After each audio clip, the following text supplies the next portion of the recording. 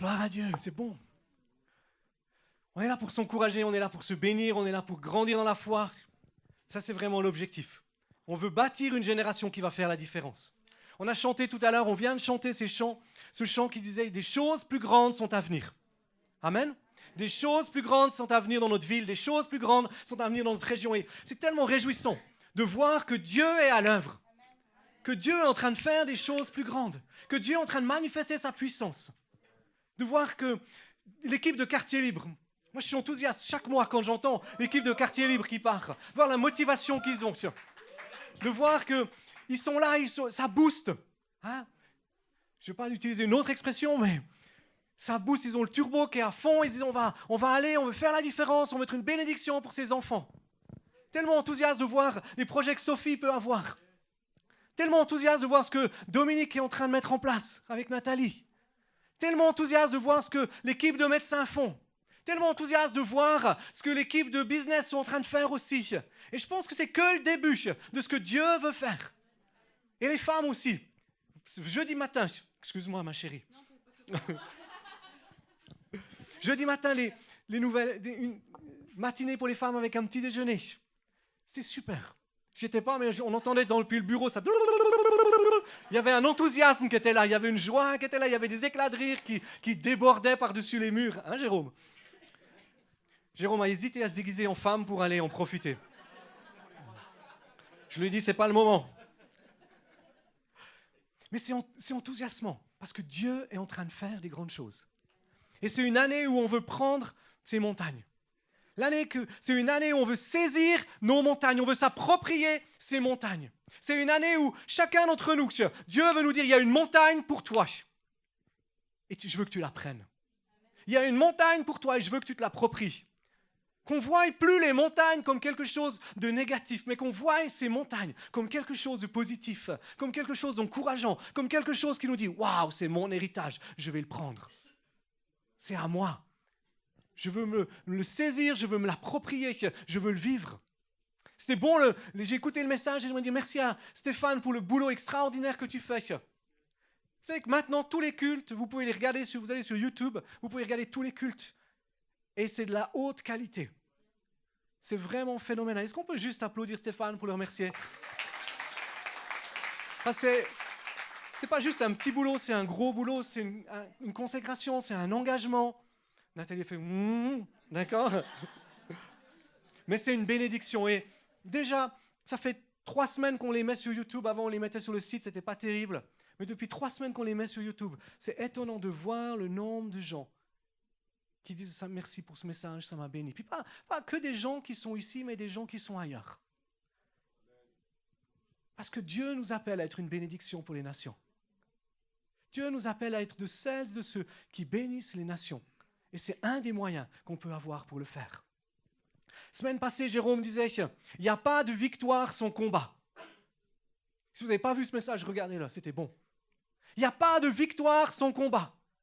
On est appelé, si on veut faire des choses plus grandes, si on veut changer cette ville, si on veut changer cette région, si on veut s'approprier ces montagnes, on a besoin de réaliser qu'il y a un combat, qu'il y a une lutte, qu'il y a quelque chose qui est là.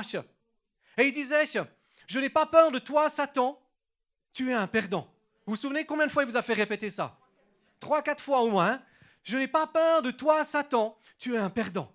C'est cette réalité où on saisit cette vérité qu'avec Jésus, comme disait Sonia, il a pris sur lui nos malédictions. Avec Jésus, on a la victoire. Avec Jésus, on est de celles et de ceux qui marchons dans sa victoire et dans son autorité. Il a fait de toi un vainqueur.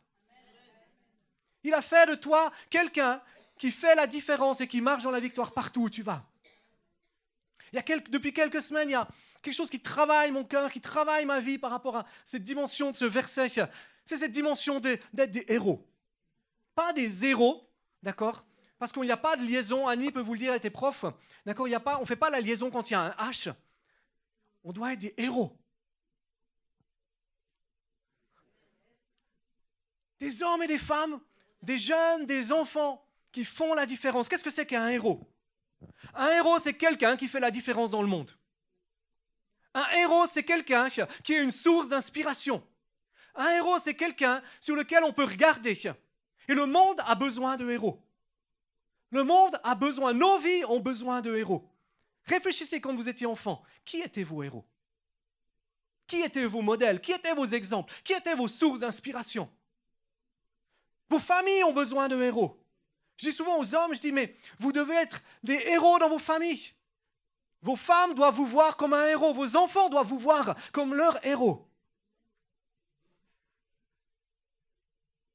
Parce qu'on est appelé à être une inspiration. On est appelé à être un modèle. Je disais, le monde a besoin de héros. Il n'y a qu'à voir. Mon fils aime beaucoup les films de héros. Vous savez, ces films Batman, Superman, les Avengers, Hulk, Thor. Hein? Ouais, tout c'est dit, les Avengers, Captain America, etc. Spider-Man. D'accord? Mais regardez le nombre de films de super-héros qu'il y a actuellement. Quand j'étais jeune, il n'y en avait pas autant. Avant, c'était les comics, ce qu'on appelait les comics. Vous savez, ces BD. Mais non seulement il y a beaucoup de films de super-héros, mais ça fait un tabac. Ils sont à la tête du box-office, ils sortent. Thor 2 est sorti. En quelques jours, il était à la tête du box-office aux États-Unis. D'accord? Les Avengers 2 vont sortir, vous allez voir, en France, il va arriver à la tête du box-office rapidement. Vous savez pourquoi? Parce que le monde a besoin de héros. Le monde, souvent, les gens qui nous entourent sont en perte de repères, sont en perte d'assurance, sont en perte d'espérance. Et le fait d'avoir des héros, de se tourner vers ce genre de film, ça leur permet d'avoir quelqu'un qui peuvent s'identifier. Ça leur permet de pouvoir rêver. Ça leur permet de pouvoir visualiser les choses. Et je crois que Caleb était un héros. Caleb était un héros. Caleb, c'était un homme de foi qui a fait la différence. Je pense que Caleb, quand il se promenait dans le peuple d'Israël, les hommes, quand il passait, les hommes disaient, ça c'est un modèle. Ils sont 12 à avoir été espionnés le pays. Il n'y en a que 2 qui restent. C'est Caleb et Josué. Quand les parents racontaient des histoires à leurs enfants, ils leur disaient, tu sais, dans ma génération, on a envoyé des héros, on a un pays qu'on va bientôt aller chercher. Il y a un héritage qui est bientôt là. Mais il n'y a que 2 hommes de ma génération qui vont pouvoir rentrer dans ce pays. C'est Caleb et Josué. C'était un héros, un homme de foi. Un homme qui était une inspiration pour le peuple. Un homme, quand il disait quelque chose, les gens commençaient à le suivre. C'est ça que Dieu veut faire avec nous. Des hommes et des femmes qui sont de véritables héros. Je disais à mon fils, l'autre jour, il avait le groupe de jeunes, et ils ont parlé des montagnes, à prendre, et puis je lui dis, Benjamin, quelle est ta montagne? Puis mon fils, c'est un vrai gars, d'accord? Vous rigolez, mais j'ai remarqué que nous, les gars, on est très pudiques avec notre foi en général. Souvent, j'ai des couples en entretien, et je dis, tu pries avec ta femme? Et puis je vois la femme qui commence à faire un immense sourire, le mari qui baisse la tête. Et puis, je dis, ce serait bien que vous priez ensemble. Et souvent, les hommes sont gênés de prier avec leurs femmes. Souvent, les hommes ont honte de prier avec leurs femmes. C'est comme une gêne physique. Yeah? Pourquoi? Parce qu'il y a une puissance qui est là. Il y a une autorité là, qui est là. Quand, en tant qu'homme, en tant que mari, tu commences à prier avec ta femme, ça fait la différence. Il y a quelque chose qui se passe. Le monde commence à bouger. Les choses commencent à se mettre en place. La gloire de Dieu commence à se manifester. Et mon fils... pourquoi j'étais en train de réfléchir pourquoi je vous disais ça. Donc, je vais vous encourager, les gars, de prier avec vos femmes. Jérôme cherche une femme. Jérôme, c'est pour YouTube, tu veux que... On peut faire une annonce si tu veux, on cherche une femme de Dieu.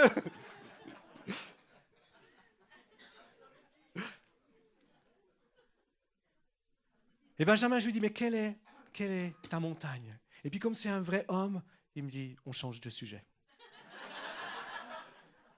Il est très pudique, il ne veut pas m'en parler. J'ai dit, ok, on continue, je roule, on continue. Et puis j'ai dit, Benjamin, Captain America 2. Il me dit, oui, ça sort bientôt, ça sort le tel jour, telle date, du tel mois. Je dis, cool. Puis je dis, c'est qui le méchant? Il me dit, oui, c'est lui, c'est son copain, celui qui est mort, qui n'est pas mort, et puis etc. Je dis, ah, c'est cool. Mais pourquoi il y a toujours des méchants dans les films de super-héros? Il me dit, ah non, papa, tu ne vas pas dans cette direction-là. Parce qu'il savait que je voulais lui amener à lui dire, tu vois, dans tous les films de super-héros, il y a un méchant. Parce qu'il me dit, c'est pas rigolo s'il n'y a pas de méchant. C'est plus un film de super-héros s'il n'y a pas de méchant. Si on veut être des héros, c'est qu'il y a un combat. Si Dieu nous appelle à être des héros, c'est parce que, comme disait Jérôme la semaine dernière, il y a un combat. Il y a une lutte qui est là. Il y a quelque chose qui est devant nous, qu'on doit saisir, qu'on doit s'approprier, qu'on doit prendre. Quand on parle de super-héros, on ne parle pas d'hommes ou de femmes qui ont des capacités extraordinaires. On n'est pas un super-héros parce qu'on est très intelligent. On n'est pas un héros parce qu'on a des muscles comme Hulk. Quand vous n'avez pas la couleur, ça va. On n'est pas un héros parce qu'on a un regard qui est meilleur que les autres. La vérité, c'est que ce qui fait de ces hommes des héros ou de ces femmes des héros, c'est qu'elles ont un cœur qui est différent. Elles ont un cœur, ou ils ont un cœur avec une volonté souvent de faire le bien et de sauver le monde. C'est souvent ça, non? Et si on veut être des héros, ce que Dieu nous appelle à être, ce n'est pas une question de force, ce n'est pas une question de spiritualité, mais c'est une question de cœur. C'est une question de cœur et de caractère. Quel est notre cœur? Quel est notre caractère? Et ces prochaines semaines, j'aimerais qu'on prenne du temps pour parler de ce modèle qu'on peut avoir cette année, de Caleb, de quelques traits de caractère, quelques traits de son cœur qui étaient là et qui ont fait de lui un héros. Alors c'est vrai que certains, on va regarder juste, si vous avez vos Bibles, on peut regarder dans le Proverbe 4, verset 23, tu peux l'afficher éventuellement, où il est parlé de l'importance du cœur. Il est parlé de cette importance que notre cœur a dans nos vies. Le livre des Proverbes, il dit, Proverbe 4, 23, il dit, garde ton cœur plus que toute autre chose, car de lui viennent les sources de la vie. Ce qui fait de toi un héros, ce qui va faire de toi un homme, une femme, un jeune, qui fait la différence, c'est si tu as su garder ton cœur. Si tu as su garder le trésor qui est à l'intérieur de ta vie. Le cœur, c'est quoi? C'est pas ce petit instrument qui fait... Le cœur, dans la pensée de la Bible, c'est le centre de toute ta vie physique, de toute ta vie spirituelle. C'est le centre de ton âme, c'est le centre là où sont tes pensées, là où est ta volonté, là où sont tes désirs, là où sont tes passions, là où sont tes buts. Ton cœur, c'est le centre de ta compréhension, de ton intelligence. C'est le centre de ton caractère. Et on a besoin de prendre soin de nos cœurs. L'état de nos cœurs détermine l'état de nos vies. Je vous donne un exemple. Si vous êtes triste, si votre cœur est triste, si votre âme est triste, vous pouvez mettre tout le maquillage que vous voulez. Vous finirez par ressembler à un clown, mais vous resterez triste parce que vos yeux seront tristes. Et votre visage entier sera triste parce que vos yeux seront tristes. Mais si vous laissez votre cœur être touché par la joie du Seigneur, si vous laissez vos cœurs être touchés par l'amour de Dieu, qu'est-ce qui va se passer? Cette tristesse va s'enlever. Et vous n'avez pas besoin de maquillage, mesdames. Parce que la joie du Seigneur va resplendir sur vos visages. Nous les hommes, ce n'est pas un problème, on n'en met pas en général. C'est pour ça que j'ai dit mesdames. Mais le fait de savoir garder son cœur, le fait de savoir attacher nos cœurs à la présence de Dieu, c'est ce qui fait la différence. Le fait de pouvoir dire « je garde mon cœur » auprès de Dieu, c'est ce qui nous permettra d'être de véritables héros pour le monde qui nous entoure. D'être des hommes et des femmes et des jeunes que les autres vont regarder et vont dire « mais moi je veux le suivre, moi je veux être comme lui, moi je veux être comme elle ». Parce que sa vie est différente. Parce qu'il a un impact, elle a un impact sur le monde. Parce que elle a une joie, il a une joie de vivre. Beaucoup de ces héros, qu'est-ce qu'ils font? Moi, j'aime regarder ces films avec mon fils. C'est des temps de qualité. Même s'il parle tout le temps. Parce qu'il est tout le temps en train de m'expliquer le film. Mais j'ai remarqué que certains de ces super-héros, ils doivent mettre des choses particulières. Ils doivent mettre des habits un petit peu particuliers. Mais un des super-héros que j'aime, c'est un homme normal. C'est un homme, tout ce qu'il y a de plus, quand vous le regardez, vous le confondez avec n'importe qui d'autre. Il s'appelle Clark. Clark Kent. Vous alliez penser que j'allais dire Jésus-Christ. Hein? Et Clark Kent, ce que j'aime chez lui, c'est que quand il y a un besoin, quand il entend que le monde qui l'entoure a besoin de lui, il ne met pas un habit particulier, mais il déchire.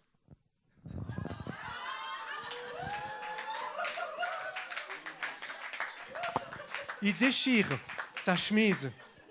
Et à ce moment-là, tada, Superman arrive.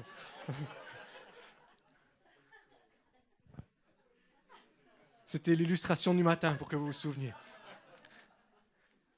Mais c'est cette réalité. Cette réalité que si on veut être des héros, on a besoin de réaliser que le vrai super-héros, c'est Jésus. D'accord ? Notre réel modèle, c'est Jésus. C'est lui qui a quitté la gloire des cieux. C'est lui qui est venu vivre une vie parfaite sur cette terre.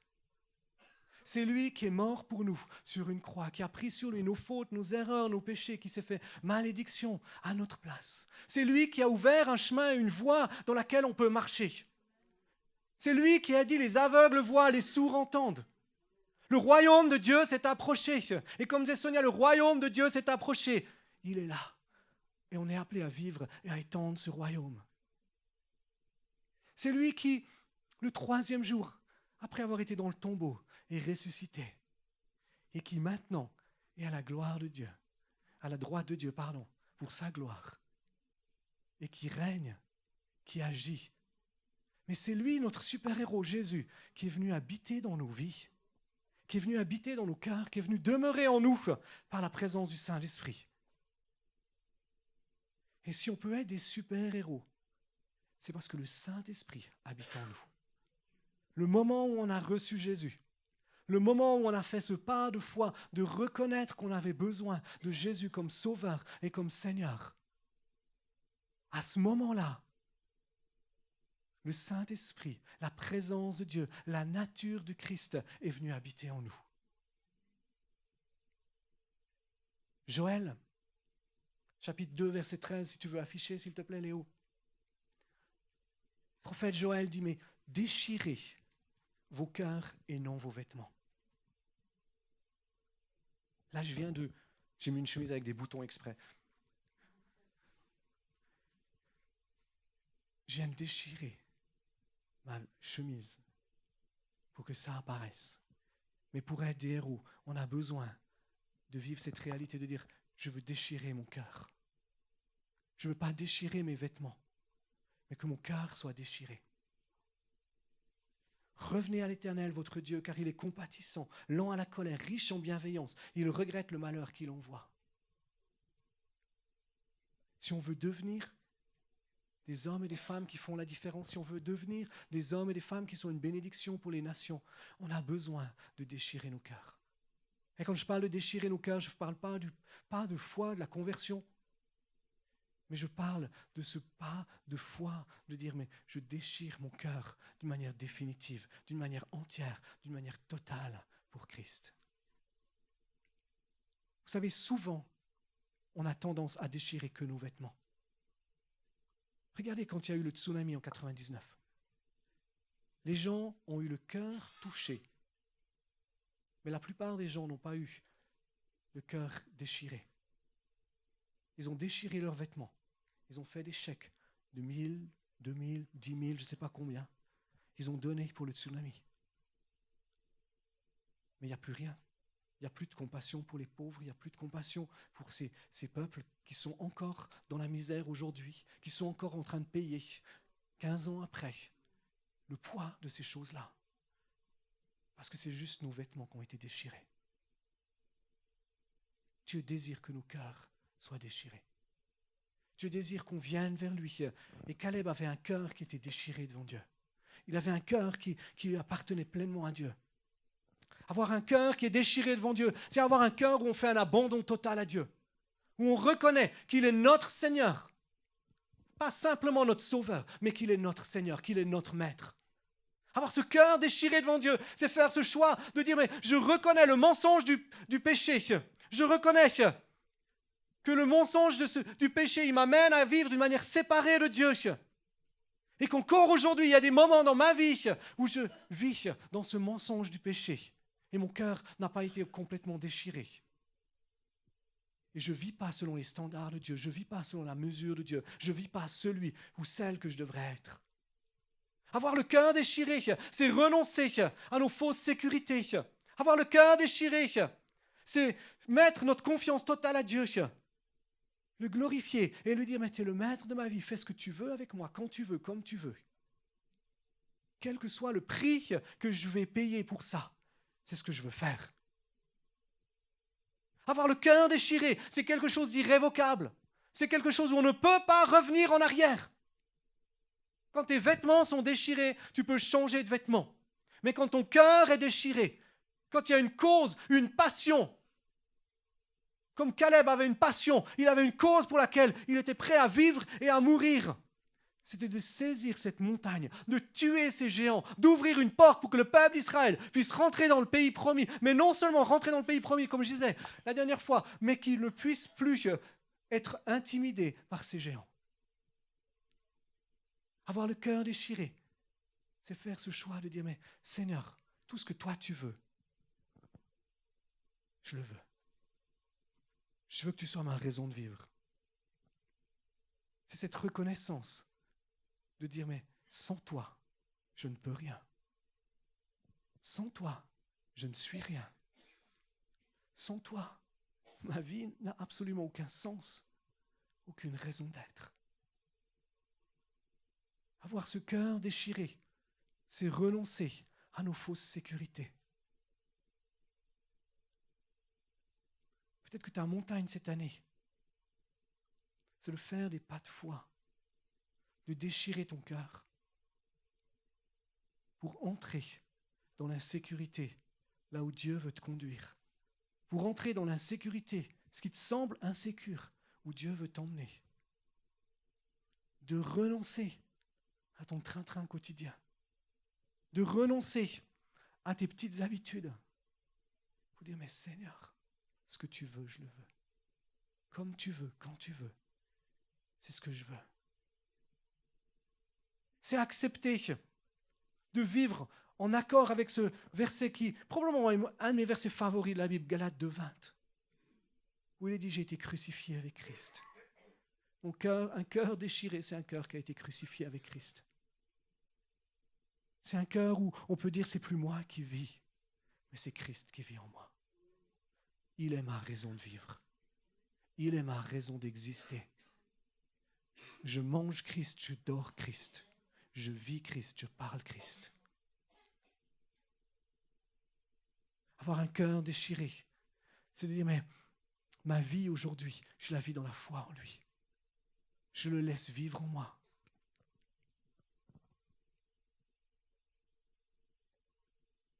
Notre force, la force d'un gars comme Clark Kent, elle est dans sa nature. Sa nature qui vient de Krypton, je crois. C'est ça, le spécialiste là? Ouais.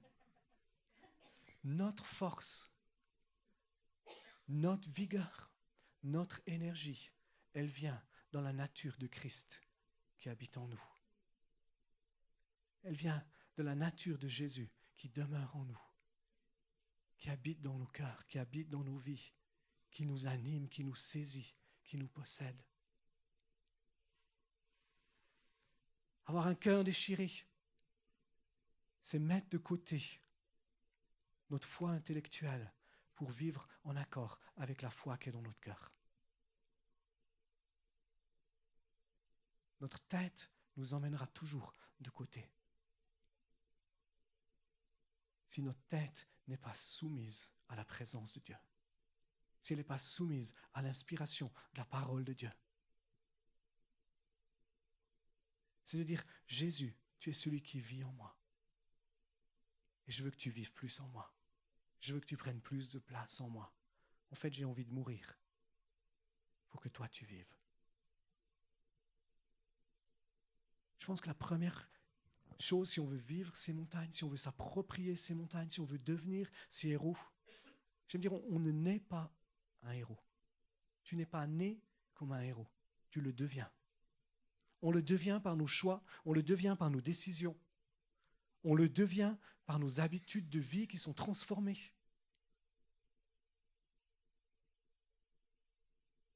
Petit à petit. Mais ça commence par un choix de dire je veux que Christ vive en moi. Ça commence par un choix de savoir se rendre redevable à d'autres et lui dire mais si tu vois que je suis en train de reprendre une vie qui n'est pas celle que Christ veut pour moi, viens me parler, viens me le dire. Si tu vois que Christ n'est plus le centre et la motivation de ma vie, viens me le dire, viens me parler, il faut que ça change. C'est se rendre redevable. C'est prendre ce choix de développer une intimité et un amour avec notre Seigneur, avec notre Sauveur. Faire ce choix de lui dire, mais j'ai besoin que tu viennes inonder ma vie, j'ai besoin que tu viennes maîtriser ma vie, j'ai besoin que tu prennes tout en moi, que tu changes ma manière d'être, ma manière de penser.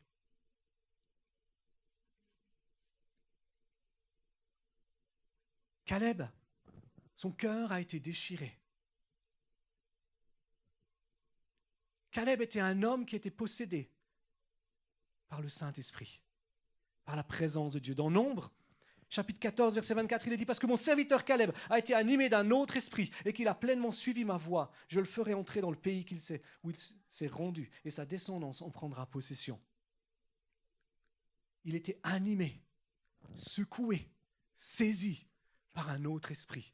Son cœur avait été déchiré. Un cœur déchiré. Et c'est un des traits de caractère qui est là pour Caleb. C'est quand on a un cœur qui est déchiré, c'est qu'on vit dans l'obéissance.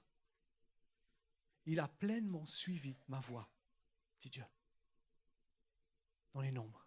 Il a pleinement suivi ma voie. Il a pleinement obéi. Un cœur qui est déchiré, c'est un cœur qui dit « Seigneur, ce que tu veux, je dis oui. »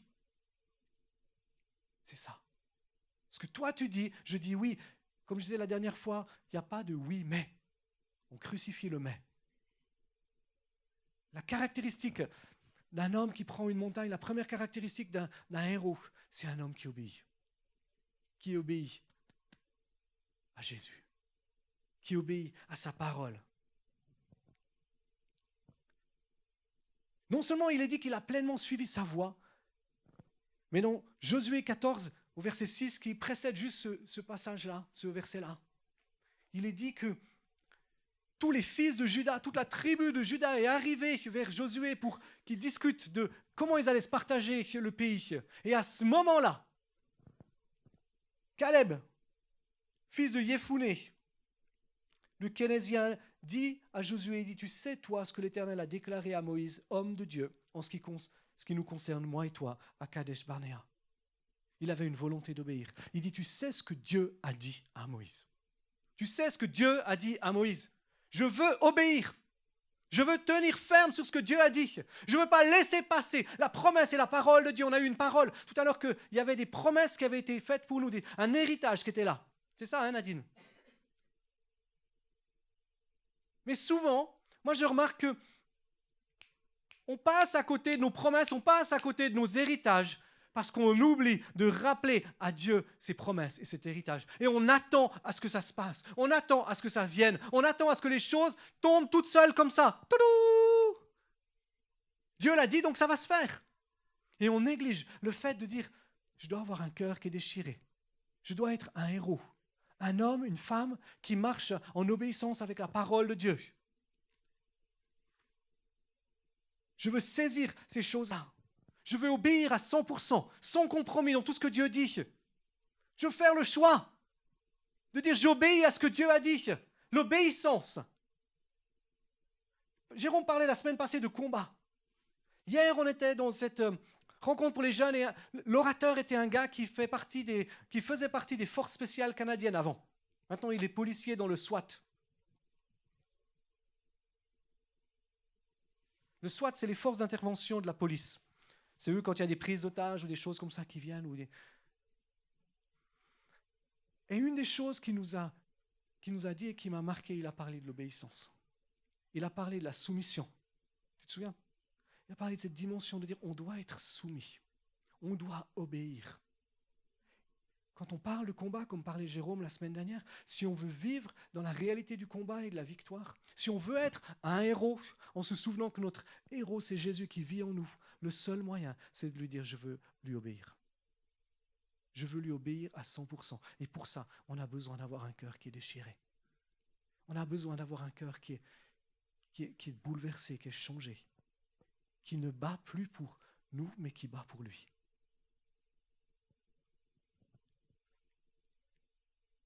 En fait, la désobéissance. On ne va pas lire ce passage de 1 Samuel. Vous le connaissez, où il est dit que l'obéissance vaut mieux que les sacrifices. Mais la désobéissance à Dieu et à sa parole est comparée à la sorcellerie. Chaque fois qu'on désobéit à la parole de Dieu, on est en inimitié avec Dieu. Chaque fois qu'on ne vit pas en accord avec cette parole, on est dans un acte de sorcellerie. Pourquoi? Parce que le diable est celui qui tord la parole de Dieu. Le diable est celui qui veut nous empêcher de vivre dans cette réalité-là. On sort du projet que Dieu a pour nous. Mais la bonne nouvelle, c'est qu'on a lu que quand on déchire nos vêtements, si on revient à l'Éternel, ça veut dire quoi? Si on déchire nos vêtements, ça veut dire que si on s'écarte de l'obéissance, parce que ça arrive qu'on s'écarte de l'obéissance de ce que Dieu veut. Dieu nous dit, mais dans ce même passage de Joël qu'on a lu tout à l'heure, il était dit quoi? Si vous revenez à votre Dieu, il est compatissant, lent à la colère et riche en bienveillance. Pour nous pardonner, pour nous remettre sur la voie, pour nous remettre sur le bon chemin. L'obéissance à la parole de Dieu, ce n'est pas un acquiescement. Ce n'est pas de dire oui, je suis d'accord avec ce que la Bible dit. Mais c'est un acte qui inclut une action. L'obéissance sans action est de la désobéissance. L'obéissance sans action ne produit rien. Et Caleb l'a compris. Il dit, moi, je vais prendre mon héritage. Je veux ma montagne. Je veux obéir à ce que Dieu a dit. Je ne veux pas laisser cette promesse de côté. Je ne veux pas laisser mon héritage de côté. Je veux obéir à ce que Dieu a dit. Quel est l'acte d'obéissance qui est devant toi ce matin? Quel est l'acte d'obéissance? Quelle est la chose que Dieu t'a promise? L'héritage qui est là devant toi? Ou tu es simplement en train d'attendre que ça se passe, au lieu de te dire, je veux le prendre. Je veux mettre ma vie en action avec ça. De voir comment est-ce que tu peux faire pour que ces choses soient là. C'est activer notre foi pour vivre en accord avec ça. Et ne pas attendre que les choses arrivent. Mais se dire, je mets ma foi en accord. Je veux vivre en fonction de ça. C'est une promesse. Un des autres, je vais juste le mentionner comme ça, mais on en parlera une autre fois, un des autres traits de caractère d'un héros comme Caleb et d'un héros comme nous, c'est la patience. Ce gars, pendant 45 ans, ça fait plus d'années que j'ai vécu, il a attendu patiemment en disant, Dieu m'a dit. Dieu m'a dit, et je ne lâcherai pas prise. Dieu m'a dit que j'ai un héritage. Dieu m'a dit qu'il y a quelque chose pour moi. Et je ne lâcherai pas prise. Je tiendrai ferme. Je veux obéir. Pendant 45 ans, Caleb a obéi sans voir. Pourquoi? Parce qu'il avait un cœur qui était déchiré. Parce qu'il ne vivait plus pour lui-même. Mais il vivait à 100% pour Jésus. L'obéissance, c'est un acte qui est sans compromis. C'est un acte qui est entier. C'est un acte qui est total. C'est un acte qui est inconditionnel. Je suis sûr que Caleb, même s'il était mort, il aurait continué d'obéir et de dire, mais Dieu, tu m'as promis ça. Tu vas me le donner. Il n'y a pas de condition. Dieu veut faire de toi un héros. Dieu veut faire de ma vie un héros. Dieu veut faire de toi une source d'inspiration. Un homme, une femme que le monde qui t'entoure aura envie de suivre. On n'est jamais un héros pour nous-mêmes. On est un héros pour les autres. On est un héros pour changer le monde, pour que les vies soient transformées. Jésus, quand il était sur cette terre, il était un héros. Les gens le suivaient partout. Les gens l'écoutaient.